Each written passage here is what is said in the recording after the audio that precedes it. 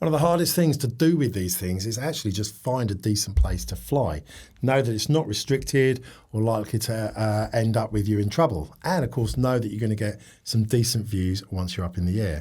So this video is all about Drone Scene, which is easily, I think, the single most useful tool for finding great places to fly. Not only does it show you good places that others have flown from before, but it has got a brilliant set of overlays that show you absolutely truckloads of really useful information, including airspace restrictions, ground hazards, National Trust-owned land, SSSI areas, and now even local authority and council policies and bylaws on using drones on their land. Drone Scene is run by the UK's biggest and most active drone club and forum, the Grey Arrows, which in itself I think is a tremendous source of help and information on all things drone. They are still continuously developing and adding more features, and often it's prompted by ideas and suggestions from club members themselves. But it also interfaces with official data from relevant parties, including the CAA, to make sure all information is accurate, relevant and up to date.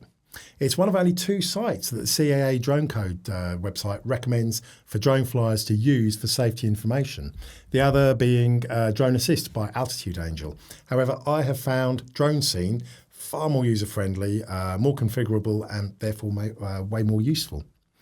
The app is actually a website. It's just built to work perfectly on your phone, be it Android or iPhone. You will not find it in the App Store. You literally just click the link below or you save the address. It works seamlessly on your phone or your laptop if you want to do a bit of planning in advance before you leave your home. As you can see, it's a fully interactive map that lets you scroll around and zoom. You can pinch or spread to zoom on your phone or use the little plus and minus buttons on your computer screen or laptop. The search function, the little magnifying glass, lets you type in a place name or town and you can jump straight to that part of the map and then you can zoom in and go from there. Now above that, top right, is your layers button. Now this really is so useful because you can add or remove layers information that are relevant to your flight or location. The top section is your map style, which of course is very much personal taste. Road uses less data, but satellite can be more useful if you're off-road and want to try and see exactly where you are in relation to the map.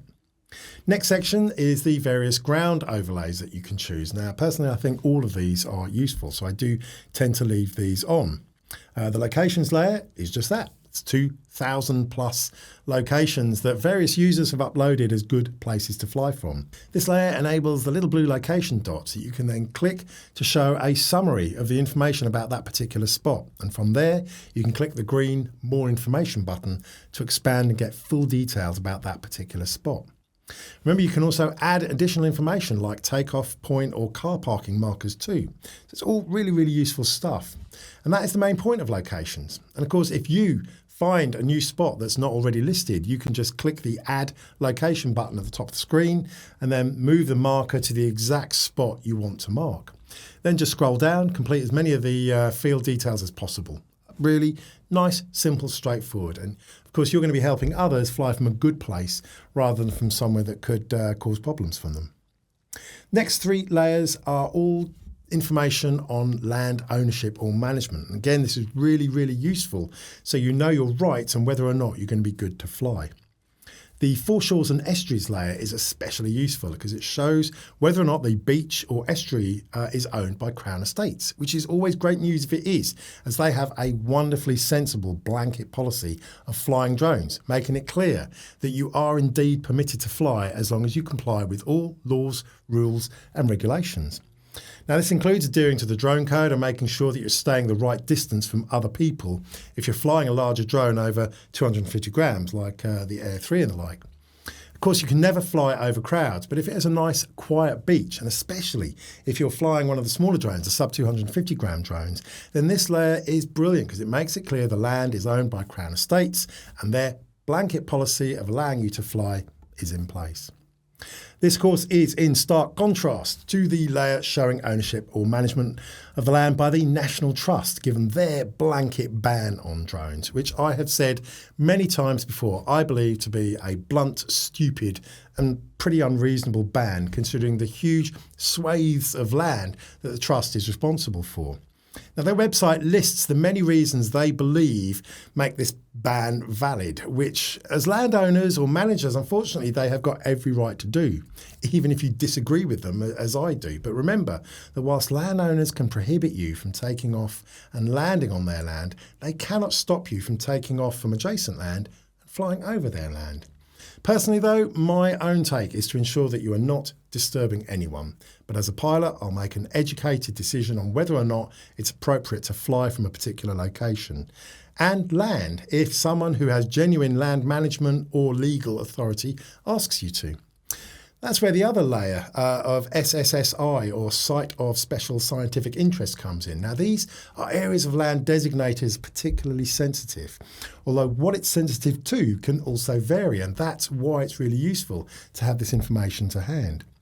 If you click the area shown, you get a little pop-up with some basic info, but crucially, you get a link that you can then click to get more information specific to that site, which is absolutely brilliant because different SSSIs are either good or bad for flying. Some areas might have a particular type of rare vegetation that obviously is not really going to be affected by a drone flying overhead. But others, like this one, up at the UK mainland's most northerly point, up at Dunnet Head, is a guillemot and puffin breeding area, and you would absolutely not be good to be flying your drone here. And the next set of layers are the air and ground hazards. Now, most of these are fairly self-explanatory, and in general, you'd probably want to leave most of them on, with the possible exception of Class D airspace. Airports and airspace restrictions are the bare minimum you need on, but as I said, I find all of them useful. You can see the Airpoirt FRZs and the runway extensions dotted around. Obviously, stay well clear of those. As said, Class D probably isn't so useful as it's generally showing large areas, usually 10 to 15 miles around airports, where higher flying aircraft do have certain restrictions. But the other layers are really useful, showing you things that aren't governed by air restrictions, but could still genuinely cause trouble for you and your flight, like, for instance, a paragliding club. I also do need to mention the absolutely brilliant NOTAM, or Notice to Airmen, or Notice to Aviation layer, that gives live geographic warnings of any NOTAMs that are in place. Now, NOTAMs, they're temporary restrictions or warnings. They'll be warning you or prohibiting you from flying in certain areas for certain time frames. It can be for anything from, large gatherings in parts of the countryside that would otherwise be very quiet, or it could be warning you of, say, low-flying aircraft if there is an air show on hand. Either way, the NOTAM data is displayed up to a week in advance. That's assuming, obviously, that the NOTAM data has been uploaded that far in advance. But crucially, it will change colour from yellow to blue as they're approaching their active date. Once the time frame for restriction has actually passed, just disappears. So absolutely brilliant real-time help for real-time warnings about where you're flying. So absolutely love that one. Full details of what each of these layers represents, along with absolutely crystal clear explanations, is on the About page, where you'll see loads of information on what each part of Drone Scene does, and far fuller explanations of some of the different layers. Carrying along the top, you've got drone insurance. That gives you details of the £5 million public liability insurance that you can get with one of the membership options. It's not for commercial flying, but it does give some pretty good cover for hobbyist flying. Next along is another brilliant little feature. I'll probably cover this in more detail in a separate shorter video, but in a nutshell, good to go. It's fantastic little feature. It lets you enter details about your drone and any certifications or authorizations that you may have and where you want to fly. And this feature will work out all the different rules and regulations and tell you whether or not you're good to fly in that particular location. So another really, really useful little feature to explain where you can and can't fly, depending on what it is you're flying and what authorizations you've got. But as I say, look, I think that's probably about it. It is free to Grey Arrow Drone Club members, which have varying levels of membership types, either with or without the pretty good $5 million public liability insurance. It's been around for a few years now. I did a video a couple of years ago, but it's had so many functional updates, especially over the last year, I had to update this video. So here we are today. Anyway, look. Another crucial thing you can do is drop the developers a line to suggest improvements, and they really do listen because they are members of the Grey Arrows Drone Club themselves, and they use Drone Scene all the time. For now, that's it. You can also drop a comment below to let me know your thoughts. But look, try to keep it short and sweet. Hope you found it useful. Till next time, have fun, happy flying.